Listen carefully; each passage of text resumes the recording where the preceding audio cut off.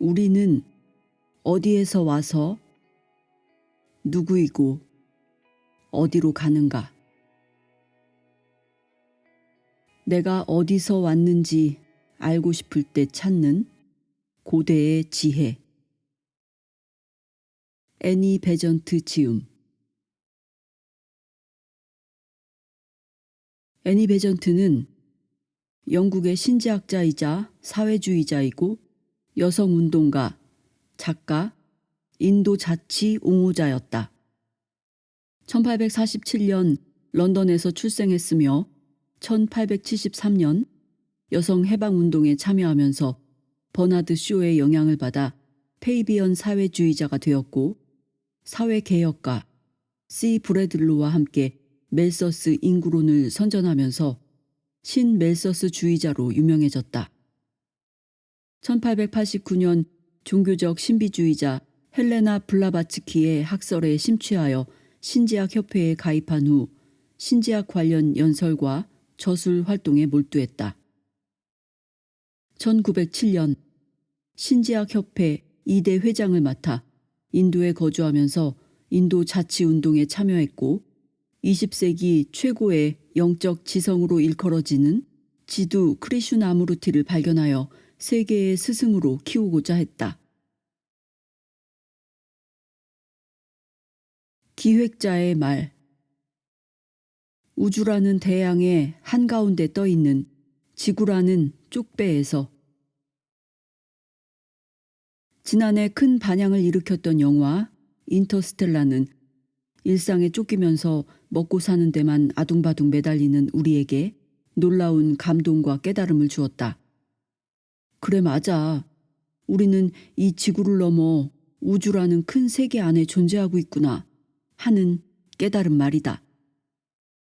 그러고 보면 우리는 우주라는 대양의 한가운데 떠있는 지구라는 쪽배에 타고 있는 존재들이다. 지금 잠시 마음을 가다듬은 후 두 눈을 감고 양팔을 벌려보자. 길게 뻗은 우리의 팔끝에 손길을 따라 가보면 뭐가 나오는가? 만일 자신이 방 안에 있다면 벽이 나온다고 대답해야 할까? 아니다. 두 눈을 감았으니 이제 마음의 문을 열고 그 벽을 넘어 더 나아가 보라. 그렇게 멀리 마음의 눈길을 따라가 보면 우주 한가운데에 우리가 두 팔을 뻗은 채 서 있다는 걸 깨달을 수 있을 것이다. 당장 눈앞만 보면 우리는 지구 위에, 그것도 한국이라는 반도의 좁은 땅덩어리 위에 어느 지역의 건물 안에 있을지 모르지만 실제로 우리 존재는 우주 한가운데에 떠 있는 셈이다. 다만 지구라는 땅 위에 발을 딛고 있을 뿐. 그러나 진정 우리는 우주 속에 있다. 매일매일 매 순간 그 사실을 잊고 지낼 뿐이지만 잊었다고 해서 사실이 달라지진 않는다. 자, 이제 우리의 존재가 우주 한가운데 서 있다는 관점으로 이 책에 접근해보자. 우선 이 책에는 신지학에 대한 이야기가 나온다. 신지학이라고 하면 웬만한 사람들에게는 꽤나 낯설게 다가온다. 국어사전의 정의를 찾아보면 우주와 자연의 불가사의한 비밀, 특히 인생의 근원이나 목적에 관한 여러 가지 의문을 신에게 맡기지 않고 깊이 파고 들어가 학문적 지식이 아닌 직관에 의하여 신과 신비적 합의를 이루고 그 본질을 인식하려고 하는 종교적 학문, 플로니토스나 서가모니 사상 따위가 이에 속한다 라고 되어 있다. 그런데 이 책을 읽으면서 저자의 이야기를 따라가 보면 좀 더 쉽게 한마디로 말할 수 있다. 모든 종교와 철학을 넘어서 존재하는 하나의 근본적인 원리라고 할까? 하지만 이 책의 기획 의도는 신지학의 개념을 알기 위해서는 아니다. 이 책의 저자가 이야기해주는 고대의 지혜를 통해 우리가 어디에서 왔고 누구이고 어디로 가는지 한 번쯤 생각해 보자는데 그 의미가 있다. 같은 강물에 두 번 발을 담글 순 없다. 이 책에는 아이가 7살이 될 무렵까지는 전생을 기억하고 있다는 이야기가 나온다. 때로는 꿈속에서 전생을 체험하고 또는 단편적인 기억을 갖고 있다가 부모에게 이야기할 때도 있지만 보통 서양의 부모들은 귀담아 듣지 않는다고 한다. 그러나 동양의 일부 국가에선 부모가 아이의 전생 이야기를 잘 받아주기 때문에 오래 기억에 남아있기도 한단다. 환생이라는 말은 언뜻 들으면 현대를 살아가는 우리에겐 말도 안 되는 엉뚱한 소리일 수도 있다. 하지만 아주 넓은 의미로 상징적으로 보자면 오늘 밤 잠이 들고 나서 내일 아침에 깨어나는 우리는 다시 태어난 존재일 수도 있다. 고대 그리스의 철학자 헤라클레이토스가 말했듯 같은 강물에 두 번 발을 담글 수는 없는 것이다. 다시 말해서 만물은 유전한다. 즉 모든 것은 흐른다라는 말에 나타난 헤라클레이토스의 주장으로 볼 때 우리는 결코 같은 강에 들어갈 수 없고 강물에 서 있는 우리 역시 같은 사람일 수 없다는 것이다. 왜냐하면 모든 것은 항상 변화하고 있기 때문에 어떤 것도 지속되거나 영원할 수 없다. 그래서 어제의 나와 오늘의 나는 같은 존재일 수가 없다. 이렇게 볼 때 매일 우리는 환생한다고 볼 수도 있다. 결국 이 책에서 말하는 환생 개념을 찬찬히 살펴보면서 따라가다 보면 이 현생에서 수련을 더해서 다음 생에 더 높은 단계로 태어나자고 주장하는 것이다. 이 책에서 말하는 환생의 뜻을 마음의 문을 열고 잘만 받아들인다면 우리가 힘든 현실을 살아가는데 정신적 에너지가 되어줄 수 있을 것이다. 고전에서 들려주는 생각의 흐름을 타고 가자. 항상 모든 책이 들려주는 이야기는 큰 관점에서 바라보아야 한다. 우리가 고전 중에 고전으로 꼽는 논어에서의 가르침도 결국 기원전 551년에 태어난 공자의 사상이다. 몇천 년 전의 공자의 가르침을 오늘까지도 우리가 존중하는 건 그 사상의 큰 흐름을 읽기 때문이다. 만일 공자가 주장하는 걸 단편적인 조각만 보면서 현재의 관점에서 따지고 들자면 공자 역시 비난을 면하지 못할 것이다. 오늘날의 시각으로만 보자면 공자는 남성 중심의 권위주의자의 위아래의 서열을 중시 여기는 꼰대라고 비판받을 수 있다. 하지만 우리는 단지 단편적 시각으로만 보는 것이 아니라 큰 맥락에서 공자의 사상을 논하기에 논어의 가르침을 시대와 공간을 뛰어넘어 우리가 배워야 할 철학으로 받아들이는 것이다. 또한 이 책의 저자 애니 베전트가 헌사를 바치고 이 책에서 자주 언급되는 헬레나 블라바츠키도 예외는 아니다. 그녀는 어떤 종교도 진리보다 높지는 않다를 모토로 하는 신지학 협회를 설립하고 모든 종교의 배후에 태고부터의 동일 계시가 존재한다고 한 이 레비의 주장을 실증하고자 노력했다고 한다. 그리고 그녀는 근대 문명을 특징짓고 있는 자연과학적 사고방법이 우주 속에서 인간의 본질을 올바르게 정립할 수 없다는 걸 주장하면서 모든 종교와 철학의 근원을 관통하는 하나의 이론을 제시하였다. 이 신지학의 사상을 전파하여 결과적으로 아시아의 독립운동에까지 영향을 끼쳤지만 때로는 초기에 그녀가 기적을 행한 사례들이 내부자의 공격을 받고 궁지에 몰리기도 했다고 한다. 하지만 종교적 믿음에는 거부 반응이 있는 사람일지라도 열린 마음으로 우리는 어디에서 와서 누구이고 어디로 가는가를 다 읽고 나면 이 책의 저자 애니 베전트가 왜 헬레나 블라바츠키의 학설에 심취했는지를 이해할 수 있을 것이다. 만일 꽉 닫힌 마음으로 과학의 잣대만 놓고 따진다면 사실 과학적으로는 그 존재를 검증할 수 없는 천국이나 천당을 말하는 종교들도 거부당해야 할 것이다.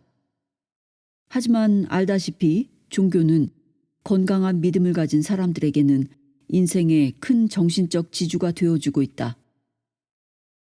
건강한 믿음이란 생각과 종교가 다르다고 매도하지 않는 열린 마음을 말한다. 이 책 속에서 말하는 신지학은 모든 다양한 색채의 종교를 뛰어넘어 전 우주에 존재하는 하나의 근원적인 원리를 탐색해보고자 하는 시도라고 보면 좋을 것이다. 이 책의 모든 단편적인 부분까지 다 받아들이자는 것이 아니라 전체의 흐름을 파도타기 하면서 우주의 흐름을 느껴보라는 것이다. 다시 말해서 우리의 존재에 대한 닫힌 생각을 열고 우리가 우주 속 하나의 소우주로 자리매김하며 큰 우주 속에 담그고 있는 존재라는 사실을 한 번쯤 깨닫자는 것이다. 그런 의미에서 이 책, 우리는 어디에서 와서 누구이고 어디로 가는가는 열린 마음으로 읽으면 얻을 것이 무척이나 많다. 동시에 우리가 어디에서 왔고 누구이고 어디로 가고 있는지가 나름 그려질 것이다. 나는 누구인가라는 존재의 근원적 물음은 그나마 자주 들어봤을 것이고 가끔씩 떠올려 봤을 것이다. 그러나 내가 누구인지 알려면 일단 먼저 내가 어디서부터 왔는지 혹은 어디서부터 시작되었는지를 알아야 할 것이다. 그 다음에 어디로 갈 것인지를 탐색해야 하지 않을까?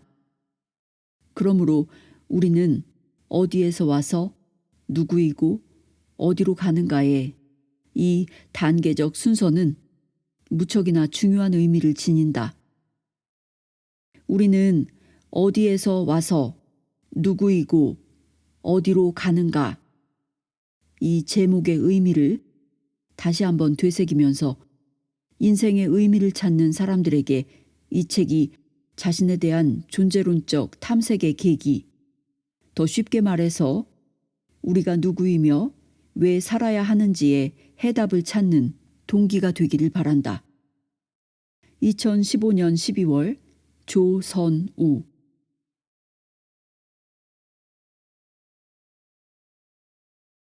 들어가는 말. 우리는 어디로 가는가? 올바른 행동에는 올바른 생각이 필요하고 올바른 삶에는 올바른 이해가 필요하다. 그리고 고대 산스크리트 이름 브라마비드야, 즉 최고의 지식이라는 이름 브라마비드야로 불리기도 하고 현대 그리스식 이름 테오소피아로 불리기도 하는 신의 지혜는 타당한 철학인 동시에 모든 것을 받아들이는 종교이자 윤리로서 이 세상에 왔다. 어떤 이는 기독교 경전을 일컬어 어린아이도 해치고 걸어다닐 수 있는 얕은 여울과 거인도 헤엄칠 수 있는 시면이 공존한다고 말한 적이 있다. 신지학에 대해서도 비슷한 말을 할 수 있을지 모른다. 신지학에서 전하는 가르침 중 일부는 너무나 단순하고 실용적이어서 평균 수준의 지능만 되어도 얼마든지 이해하고 따라갈 수 있기 때문이다. 그렇지만 어떤 가르침은 너무나 고귀하고 심오해서 가장 뛰어난 사람도 머리로는 이해하기 어려워 애만 쓰다가 지쳐서 주저앉고 만다. 어린아이도 해치고 걸어다닐 얕은 여울. 이 책에서는 독자들에게 신지학을 단순하고도 명확하게 전달하고자 한다. 세상에 대한 일관된 개념을 세울 수 있도록 신지학의 일반 원칙과 진리를 전달하고 그 원칙과 진리 사이의 관계를 이해하는 데 필요한 자세한 내용도 설명할 것이다. 비록 입문하는 사람을 위한 책이지만 난해한 저작에서나 기대할 수 있는 충만한 지식을 전달할 수 있다고 말하진 않겠다. 하지만 입문용 책도 그 주제에 대한 명확한 기본 개념 정도는 심어줄 수 있어야 한다. 그래야 나중에 더 많은 독서를 통해 보충하고 잊어버리지 않을 수 있다. 그런 책을 통해 대략적인 개념을 잡은 사람은 이후에 탐구를 통해 상세한 내용을 보충할 수 있을 것이다. 세계의 위대한 종교를 살펴보면 모두 공통적인 종교적, 윤리적, 철학적 개념이 있다는 걸 알 수 있는데 이는 모든 이들이 인정하는 사실이다. 그러나 이 사실이 세계적으로 받아들여지고 있는데도 막상 이 사실을 설명하려 들면 논쟁이 일어나기 십상이다. 종교란 상상을 통해 일구어지는 인간의 무지라는 토양 위에서 자라났으며 투박한 형태의 애니미즘과 물씬 숭배를 조금씩 정교하게 다듬은 데에 불과하다고 주장하는 이들도 있다. 종교 간의 유사성은 보편적인 자연현상을 불완전하게 관찰하고 비현실적으로 설명한 결과로 나타난 것이며 어떤 종교에서는 태양과 별에 대한 숭배로 모든 것을 해결하려 하고 또 어떤 종교에서는 똑같이 남근 숭배로 모든 것을 해결하려 한다는 것이다. 또한 두려움, 욕망, 무지, 호기심으로 미개해진 사람들이 자연의 힘을 인격화했으며 사제들이 그 공포와 희망, 어렴풋한 공상, 혼란스러운 질문들을 이용했다고 주장하기도 한다. 근거 없는 믿음이 경전으로 변하고 상징이 사실로 변질되었으며 모든 종교가 비슷한 토대를 갖고 있기에 그 결과물도 비슷할 수밖에 없다는 것이다. 이것이 바로 비교 신화학을 연구하는 학자들의 주장이다. 한편 평범한 사람들은 아무 말도 하지 못한 채 쏟아지는 증거들 앞에서 무엇을 믿어야 할지 혼란스러워한다. 종교들 간의 유사성을 부인할 수 없는 이런 상황에서 희미하게 궁금증이 인다. 모든 인간의 간절한 희망과 고귀한 상상이 정말로 미개한 공상과 혼란스러운 무지의 결과에 지나지 않는 걸까? 인류의 위대한 지도자와 순교자, 영웅들이 단지 천문학적 사실을 신봉하고 야만인들의 음란함을 감춰주기 위해 살고 일하고 고통받다가 착각에서 헤어나지 못한 채 죽음을 맞았단 말인가? 모든 종교는 신지학이라는 바위에서 잘려나간 조각. 세계 종교들이 비슷한 특성을 갖는 이유에 대한 또 다른 설명이 있다. 본원적 가르침이라는 것이 존재하는데 위대한 영적 스승들로 이루어진 형제단의 보호를 받고 있다는 것이다. 이 스승들은 여러 차례의 진화를 통해 그 경지에 도달한 사람들로서 어린아이와 같은 이 세상 인류를 가르치고 인도하면서 종교의 기본 진리를 사람들의 독특한 개성에 가장 잘 맞는 형태로 바꾸어 각 민족과 나라에 전해주었다. 이러한 관점에서는 위대한 종교의 창시자들이 모두 그 형제단의 일원이며 사명을 수행하는 과정에서 다른 여러 회원들의 도움을 받았다고 설명한다. 또한 도움을 준 회원들은 창시자보다 지위가 낮거나 갓 입문한 이들 또는 다양한 단계에 속하는 제자들로서 영적 통찰력과 철학적 지식이 뛰어나고 윤리적 지혜가 누구보다 순수한 인물들이었다는 것이다. 이들은 새롭게 탄생한 국가들을 이끌면서 정치 조직을 부여하고 법을 시행했을 뿐 아니라 왕으로서 그 국가들을 다스리고 철학자가 되어 사람들을 가르치고 사제가 되어 사람들을 인도했다. 고대의 모든 국가들은 그런 위대한 인간, 반신반인, 영웅들을 그리워하면서 문학, 건축, 법전에 그들의 자취를 남겨놓았다. 보편적인 전통과 아직까지 살아남은 경전, 지금은 대부분 폐허가 되어버린 선사시대의 유적들이 엄연히 존재하는 이상 그런 사람들이 살았다는 사실을 부인하기는 어렵다. 이런 증거들 외에도 무죄한 이들이라면 결코 받아들이지 않을 다른 증거들도 무수히 존재한다. 동양의 신성한 책들은 그 저자들이 얼마나 위대한지를 가장 잘 보여주는 증거라고 할 수 있다. 그 이후나 현대의 인물 중에서 그 저자들의 영적으로 숭고한 종교 사상, 지적으로 탁월한 철학, 폭넓고 순수한 윤리에 조금이라도 가까이 갈 수 있는 이가 누구란 말인가. 그 책들 속에 신과 인간과 세계에 대한 가르침, 겉모습은 다를지라도 실체는 동일한 가르침이 담겨 있다는 사실을 알게 되면 그 책들을 교리의 핵심 기본체라 불러도 전혀 이상할 것이 없다. 우리는 그 기본체에 신의 지혜라는 이름을 붙여 그리스어로 티오소피, 신지학이라고 부른다. 모든 종교의 원천이자 근간이 되는 신지학은 그 어느 종교에 대해서도 적대적이지 않다. 오히려 종교를 정화하는 동시에 정도를 벗어나 무지와 세력을 키워가는 미신으로 인해 해롭게 느껴지는 많은 것들의 소중한 내적 의미를 드러낸다. 하지만 신지학은 각각의 종교 안에서 신지학 고유의 가치를 인정하고 옹호하며 숨은 지혜를 꺼내 보이고자 한다. 신지학을 믿는다고 해서 기독교나 불교, 힌두교에 대한 신앙을 거둘 필요는 없다. 신지학을 믿으면 자신의 신앙에 대한 통찰력이 더 깊어지고 영적 진리를 더 확실하게 파악하며 신성한 가르침을 더 폭넓게 이해하게 될 것이다.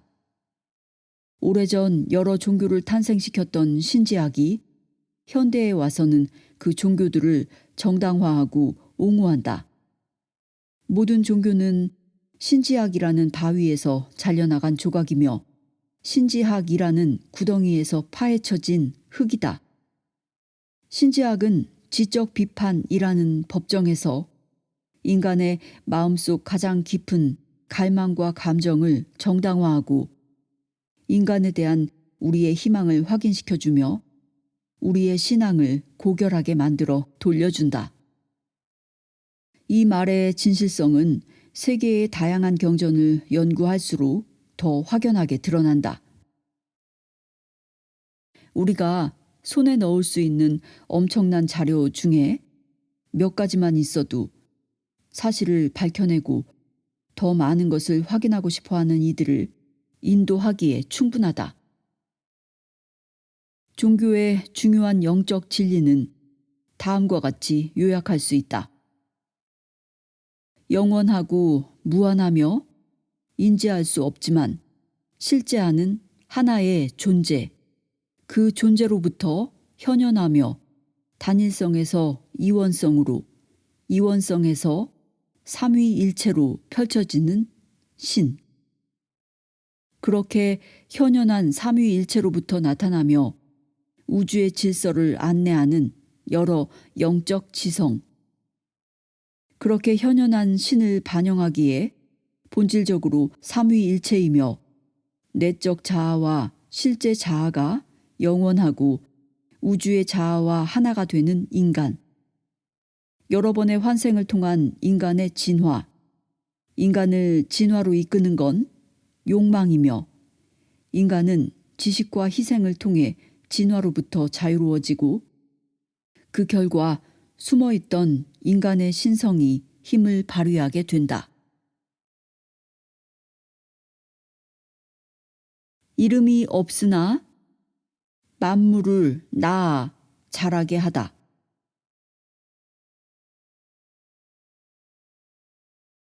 중국의 고대 문명은 이제 화석이 되어버렸지만 오래전 그곳에는 위대한 네 번째 민족의 네 번째 분파 튜란족으로 가득했다. 그 튜란족은 잃어버린 대륙 아틀란티스에 거주했으며 그 후손들은 전 세계로 퍼져나갔다. 중국에서는 이후에 네 번째 민족의 마지막 분파인 몽골족의 인구가 불어났고 그 결과 우리가 고대의 전통을 찾아볼 수 있게 되었다. 이 전통은 다섯 번째 민족과 아리안족이 인도에 정착하기 전부터 전해져 내려오는 것이다. 본원적 가르침의 가장 큰 특징이라 할 수 있는 평온과 평화의 정신을 전하는 중국의 경전, 청정경, 즉 노자의 도덕경 가운데 정수를 뽑아놓은 경전으로 중국 삼국시대 오나라의 도사였던 가련의 저서에 실려있는 경전을 말한다. 이 청정경에서 우리는 보기 드물게 아름다운 고대 경전의 일부를 확인할 수 있다. 영국 선교사 제임스 레그는 자신의 번역서에 다음과 같은 소개글을 실었다. 이 저술은 중국 오나라의 도사 가련 덕분에 가능했다. 전설은 그가 불멸의 상태에 도달했다고 전하는데 이것은 통설로 받아들여진다. 또한 그는 기적을 행한 인물로도 음주벽이 심한 그 나름의 괴짜였다고도 알려져 있다. 한 번은 조난을 당했는데 옷이 전혀 젖지 않은 채로 물 아래에서 나타나 물 위를 마음대로 걸어 다녔다고 한다. 화창한 어느 날 마침내 그는 하늘로 올라갔다. 이 모든 이야기는 후대에 꾸며낸 상상의 산물로 보아도 무방할 것이다. 다양한 단계의 입문자들에 대해 이런 이야기가 계속 회자되고 있는데 꼭 상상의 산물로 볼 필요는 없다. 하지만 여기서 우리의 관심을 끄는 것은 그 책에 대해 가련이 직접 설명한 부분이다. 나는 이 경을 1만 번 낭송하고서야 진정한 도를 얻었다. 이 경은 천인들이 익히는 것이라 하찮은 사람들에게는 아직 전해지지 않았다. 내가 옛적 동화제군에게서 받고 동화제군은 금궐제군께 받고 금궐제군은 서왕목께 받았다. 여기서 금궐제군이란 아틀란티스의 톨텍 제국을 지배했던 입문자들에게 붙여진 호칭이었다. 이는 튜란족이 톨텍족에게서 떨어져 나올 때 청정경이 그곳에서 중국으로 전해졌다는 걸 암시한다. 이런 생각을 강력하게 뒷받침하는 건 청정경에서 도를 다룬 부분이다. 도란 길을 의미하며 고대 튜란과 몽골 종교에서는 하나의 실제를 도로 칭했다. 대도는 형태가 없으나 천지를 낳아 기르고 감정이 없으나 해와 달을 운행케 하며 이름이 없으나 만물을 낳아 자라게 하나니 이 대도는 단일체로 현현한 신이지만 이원성을 갖는다. 무릇 도라는 것은 맑기도 하고 탁하기도 하며 움직이기도 하고 고요하기도 하다. 하늘은 맑고 땅은 탁하며 하늘은 움직이고 땅은 고요하며 남자는 맑고 여자는 탁하며 남자는 움직이고 여자는 고요하다. 맑은 것은 내려오고 탁한 것은 밖으로 흘러 고로 만물이 생겨난다. 1장 2절. 이 구절이 특히 흥미로운 이유는 자연을 활동적이고 수용적인 존재로 묘사했다는 점, 그리고 후대 문헌에서 자주 등장하는 구분, 즉 생성자인 영과 양육자인 물질 사이의 차이를 명확하게 드러냈다는 점이다. 도덕경에서는 미현현한 존재와 현연한 존재에 대해 매우 분명하게 가르친다. 억누를 수 있는 도는 오래도록 불변하는 도가 아니다. 이름을 붙일 수 있는 이름은 오래도록 불변하는 이름이 아니다. 이름이 없으니 천지의 창조주고 이름이 있으니 만물의 모체로다. 양상은 다르나 사실은 같은 것이며 상황이 달라지면서 다른 이름을 갖게 된 것이다. 우리는 그 둘을 신비라 칭한다. 1장 1절에서 4절, 7절에서 8절. 유대교의 오컬트인 카발라를 배우다 보면 거기에서도 역시 신성한 이름 중 하나인 숨겨진 신비를 듣게 된다. 다시 도덕경으로 돌아가 보자. 규정되지 않았으나 완전한 무엇이 천지가 생겨나기 전부터 있었다. 고요하고 형태가 없는 그것은 홀로 있으되 변함이 없고 미치지 못하는 곳이 없었으나 고갈되지 않았으니 만물의 모체라 할 수 있겠다. 그 이름을 알 수 없으니 도라고 지칭하겠다. 굳이 이름을 붙여 대라 하겠다. 대, 그것은 끊임없이 흐르며 지난다. 지나니 멀어지고 멀어지니 돌아온다. 25장 1절에서 6절. 힌두교 문헌에서 자주 발견되는 하나의 생명이 나아가고 다시 돌아온다는 개념을 여기에서도 보게 되니 흥미롭기 그지없다. 다음 또한 친숙한 구절이다. 하늘 아래 만물은 존재하며 이름을 가진 그것에서 나고 그 존재는 존재하지 않으며 이름이 없는 그것에서 난다. 40장 3절 4절. 우주는 미현현자가 될 수도 있는데 이 미현현자는 이원성과 삼위일체의 근원이 되는 유일자를 탄생시킨다. 도는 하나를 낳고 하나는 둘을 낳고 둘은 셋을 낳으며 셋은 만물을 낳는다. 만물은 자신이 낳은 음을 떠나 자신이 모습을 드러낼 양을 향해 가지만 허공의 숨결이 이들을 조화롭게 한다. 42장 1절 2절.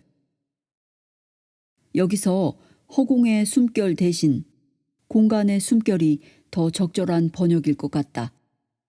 모든 것이 그것으로부터 나오고 그것은 모든 것 안에 있기 때문이다. 어디에나 존재하는 것이 대도로다.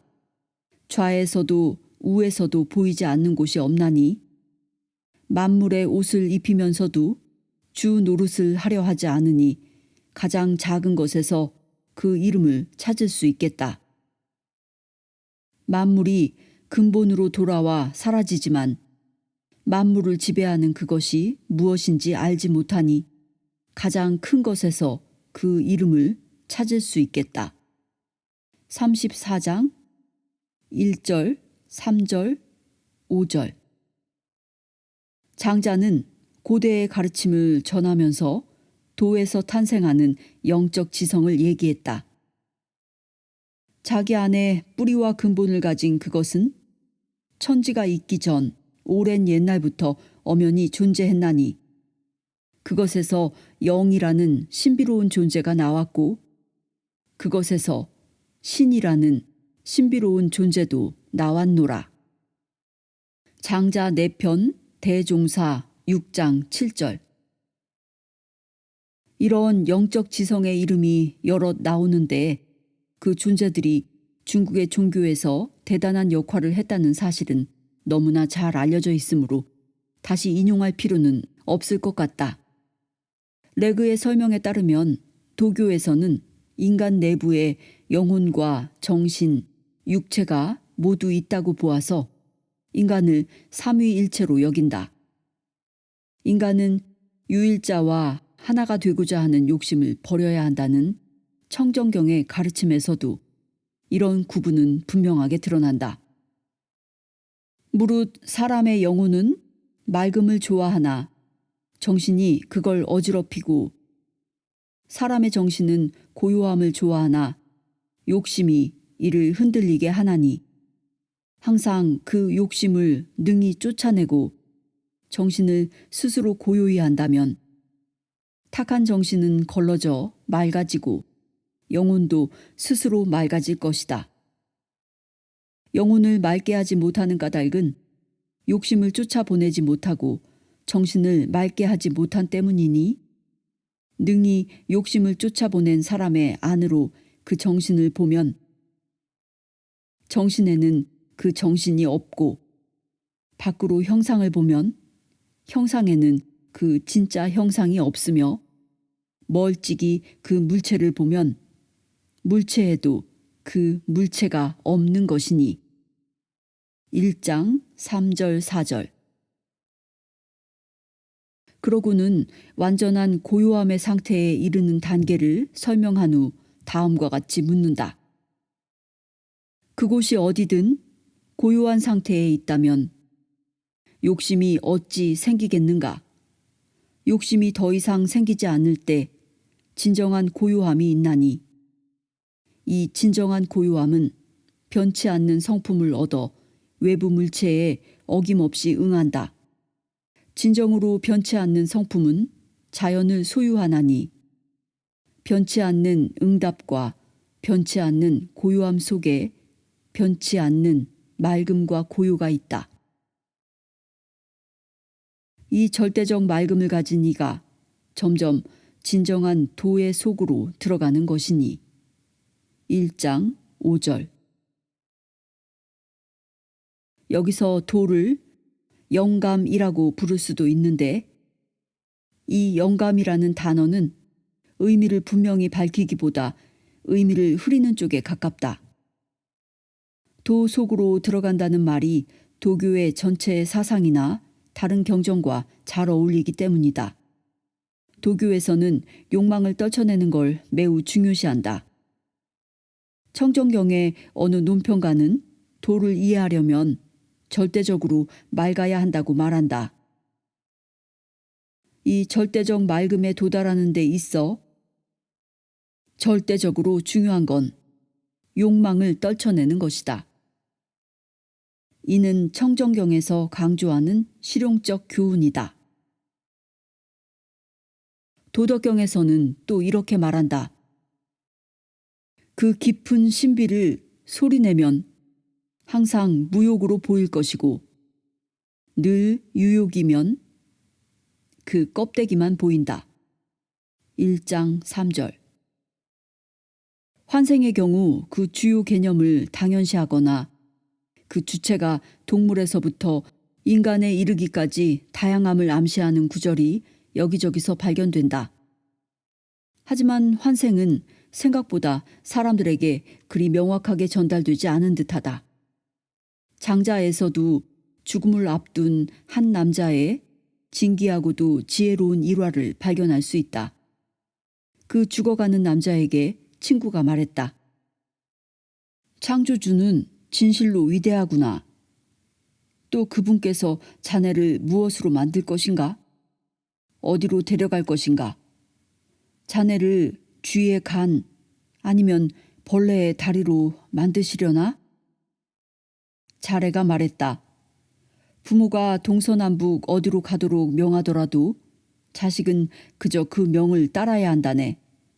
지금 여기 대장장이가 있어 쇠붙이를 녹여 주물을 만든다고 해보세. 쇠붙이가 용광로에서 튀어올라 나는 반드시 마기아와 같은 명검이 되겠다 라고 한다면 그 위대한 창조자는 이상한 쇠붙이라고 생각할 것이네. 이제 자궁이라는 틀에서 형체가 만들어지고 있는데 그 형체가 나는 꼭 인간이 되어야 한다 라고 한다면 그 창조자는 이상한 형체라고 생각할 것이네. 천지를 커다란 용광로로 삼고 창조자를 위대한 조물주로 삼았으니 우리가 가지 못할 곳이 어디겠는가. 조용히 잠들었다가 태어나고 죽은 후에 고요하게 깨어날 뿐이네. 장자 4편 대종사 6장 12절. 5번째 민족 아리안족에 대해 이야기해보자. 우리는 아리안족의 가장 오래되고 위대한 종교 브라만 교에서도 같은 가르침을 발견한다. 찬도기야 우파니샤드는 영원한 존재를 둘도 없는 유일자라고 칭하며 다음과 같이 적었다. 나는 우주를 위해 만아지리라. 6장 2편 3절. 지고의 로고스인 브라마는 존재, 의식, 지복의 삼위적 존재이다. 이것에서 생명이, 정신이, 모든 감각이, 에테르가, 공기가, 불이, 물이, 모든 것을 지탱하는 흙이 생겨난다. 문다카 우파니샤드 2장 1편 3절. 힌두교 경전보다 신성에 대해 더 웅장하게 설명한 경전은 찾아보기 힘들다. 하지만 그 설명은 이미 잘 알려져 있기에 간략하게만 이용해도 충분할 것이다. 다음은 그 웅장한 설명을 단적으로 보여준다. 움직이고 숨쉬고 눈을 감은 모든 것이 비밀스러운 곳에서 현현하여 가까이 움직이며 이 위대한 동굴에서 휴식을 취하노니 숭앙받고자 한다면 이를 알아라. 존재와 비존재, 모든 생명체의 알을 뛰어넘어 가장 뛰어난 것을, 빛나는 것을, 세계와 그 안의 생명체들이 자리 잡은 미묘한 것보다 더 미묘한 것을, 이것이 바로 불멸의 브라만임을, 그리고 생명과 목소리와 정신임을, 황금의 가장 높은 돌담 속에 티끌도 부분도 없는 브라만이 있나니 그것은 빛 중에 순수한 빛, 자아를 아는 사람들이 알고 있는 그것이다. 불사의 브라만이 동에도 앞에도 뒤에도 좌로도 우로도 위로 아래로 모든 곳에 있다. 이 브라만이 진정 모든 것이다. 가장 좋은 것이다. 문다카 우파니샤드 2장 2편 1절, 2절, 10절, 12절. 우주를 넘어서는 지고의 존재, 위대한 존재, 몸에 따라 모든 것에 감춰진 존재, 전체 우주의 유일한 숨결, 그를 아는 인간은 죽지 않는 주, 브라만. 나는 강력한 영, 어둠을 넘어서 빛나는 태양을 아네. 나는 빛이 바래지 않는 존재, 고대의 존재, 모든 것의 혼, 본성에 따라 어디에나 존재하는 존재. 브라만을 아는 이들이 태어나지 않았다고 말하는 존재. 그들이 영원하다고 말하는 존재를 아노라. 슈베타 슈바타라 우파니샤드 3장 7절 8절 21절. 어둠이 없을 때 낮도 없고 밤도 없으며 있음도 없고 없음도 없노라. 멸할 수 없고 사비트리의 숭앙을 받으며 고대의 지혜를 탄생시킨 오직 쉬바만이 홀로 존재한다. 그는 위에서도 아래에서도 가운데에서도 이해할 수 없는 존재이니 무한한 영광이라는 이름의 그에게 형상은 없도다. 그의 모습은 눈에 보이지 않으니 누구도 그를 눈에 담지 못하노라. 가슴에 머무는 그를 가슴으로 정신으로 아는 이는 영원히 죽지 않으리니. 슈베타 슈바타라 우파니샤드 4장 18절에서 20절. 내면의 자아 안에 있는 인간이 우주의 자아를 가진 인간, 즉 내가 그것이다, I am that I am 이라는 개념은 모든 힌두교 사상에 깊이 스며들어 있어서 인간은 브라만의 신성한 마을, 9개의 문이 있는 마을, 심장의 구멍 속에 머무는 신 등으로 일컬어지곤 한다. 증명할 수 없으며 영원하고 티끌이 없으며 에테르보다 높고 태어나지 않은 존재, 위대하고도 영원한 혼을 한 가지 방법으로 볼 수가 있으니 이 위대하고도 태어나지 않은 혼은 모든 살아있는 생명체 속에 지적 혼으로 존재하는 것과 같도다. 그는 자기 안에서 잠자고 만물의 정복자이자 만물의 지배자이며 만물의 제왕이시니 그것은 선행에 의해 늘어나지도 악행에 의해 줄어들지도 않노라. 그것은 만물의 지배자이자 모든 존재의 제왕이자 모든 존재의 보호자이며 여러 세계가 무너지지 않도록 지탱하는 다리이자 제방이도다. 부리하다 라냐카 우파니샤드 4장 4편 20절 22절. 신이 우주를 진화시키는 존재로 여겨질 때 그 삼위적 존재는 쉬바, 비슈누, 브라흐마. 이상은 힌두교의 3대 신으로 쉬바는 파괴 및 재생의 신, 비슈누는 유지와 자애의 신, 브라흐마는 창조의 신으로 또는 물 아래 잠자고 있는 비슈누, 그에게서 뻗어나오는 연꽃, 연꽃 안에 앉아있는 브라흐마로 아주 분명하게 묘사된다. 인간도 이처럼 삼위적이다.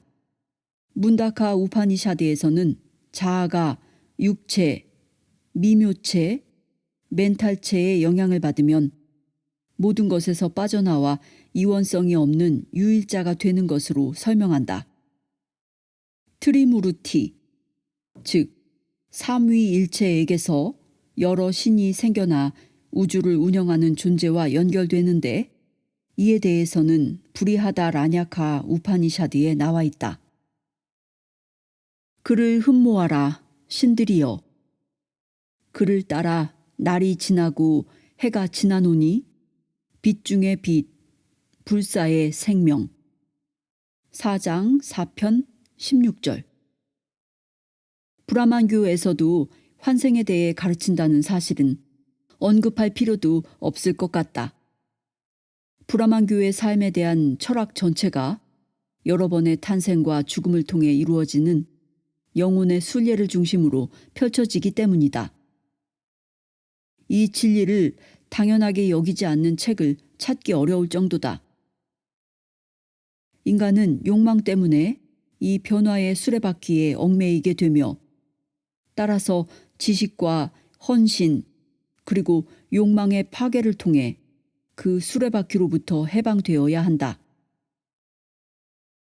신을 아는 혼은 해방된다. 알무로 정화된 지성은 그를 본다. 헌신과 연결된 알문, 브라만이 머무는 곳을 찾는다. 브라만을 아는 이는 누구든 브라만이 된다. 욕망이 그치면 죽을 운명의 존재도 불사가 되고 브라만을 얻는다. 환생과 카르마에서 자유로워지는 방법. 현존하는 북방 불교는 고대의 신앙에 더 가까운 반면 남방 불교는 유일한 존재로부터 논리적 삼위일체가 나와서 고대 신앙의 근원이 되었다는 입장을 포기한 듯하다. 로고스는 세 가지 모습으로 현현한다. 첫 번째 모습은 아미타불, 한없는 빛이고, 두 번째는 관음보살, 아발로키 테쉬바라 또는 연화수 보살, 파드마파니이다. 세 번째는 브라흐마에 해당하며 창조적 지혜를 상징하는 문수보살이다. 한편 중국 불교에는 로고스를 초월하는 태초의 존재라는 개념이 아예 없는 듯 보인다. 그러나 네팔 불교에서는 아미타불을 탄생시킨 본초불, 즉 아디 붓다가 있다고 믿는다. 아이텔은 연화수 보살이 연민 어린 신의 섭리를 대표하며 쉬바와 비슷한 면이 있다고 말한다. 하지만 불교의 삼위일체 중 환생을 담당하는 연화수 보살은 오히려 비슈누에 가까운 개념인 것 같다. 연화수 보살은 연꽃, 즉 불과 물 혹은 우주의 근본 요소인 영과 물질을 떠받침으로써 비슈누와 밀접한 관계를 맺게 된다. 환생과 카르마는 불교에서 매우 중요한 근본 원리이기에 굳이 그 개념들에 대해 따로 설명할 필요는 없을 것 같다. 그렇지만 환생과 카르마에서 자유로워지는 방법은 살펴볼 만하다. 또 부처는 힌두교도였고 힌두 교도들을 대상으로 가르침을 전했으므로 부처의 가르침 속에서 브라만교 교리가 당연시 되었다는 점도 언급해 두는 것이 좋겠다. 부처는 정화와 개혁을 주장하긴 했지만 우상을 파괴하라고 외치진 않았다. 또한 부처가 반대한 건 고대의 지혜에 속하는 근본 진리가 아니라 무지로 인해 후대에 덧붙여진 교리였다.